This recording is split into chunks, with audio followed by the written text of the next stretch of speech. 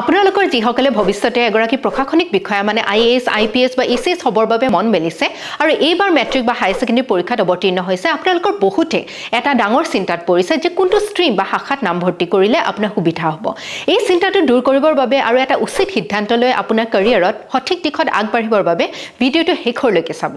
নমস্কাৰ মোৰ নাম পুনম গগৈ আৰু মই 2019 বৰ্ষৰ এপিএছসি পৰীক্ষাত দশম স্থান লাভ কৰিছিলো আইএএছ বা এসএছ বিষয় হ'বৰ বাবে আপুনি ইউপিএছসি বা এপিএছসি পৰীক্ষা দিব লাগিব এই পৰীক্ষাটোত ভাল ফলাফল লাভ কৰিবৰ বাবে আপুনি বুৰঞ্জী ৰাজনীতি বিজ্ঞান ভূগোল আৰু অৰ্থনীতি বিষয়সমূহ ভালদৰে অধ্যয়ন কৰিব লাগিব সেইবাবে হাই সেকেন্ডাৰী বা গ্ৰেজুৱেচনত যদি আৰ্টছ বা কলা শাখাত নাম ভৰ্তি কৰে আপোনাৰ ইউপিএছসি বা এপিএছসি পৰীক্ষাৰ সিলেবাছৰ এটা ডাঙৰ অংশ আপোনাৰ কভাৰ হৈ যায় আৰু ভৱিষ্যতে যেতিয়া আপুনি এই পৰীক্ষাটোত অৱতীৰ্ণ হয় আপোনাৰ যথেষ্ট সহায় হয় ইয়াৰ লগতে মই আৰু এটা কথা জনাব বিচাৰো যে যিসকলে এইবাৰ মেট্ৰিক বা হাই সেকেন্ডাৰী পৰীক্ষাত অৱতীৰ্ণ হৈছে আৰু এতিয়াৰে পৰা এপিএছসি পৰীক্ষাৰ বাবে প্ৰস্তুতি চলাব বিচাৰিছে মোৰ স্পেশাল অনলাইন কোৰ্সটো আপোনালোকে 50% ডিসকাউন্ট অফাৰত ল'ব পাৰিব সবিশেষ জানিবৰ বাবে আপুনি 6003370066 ত যোগাযোগ কৰিব পাৰে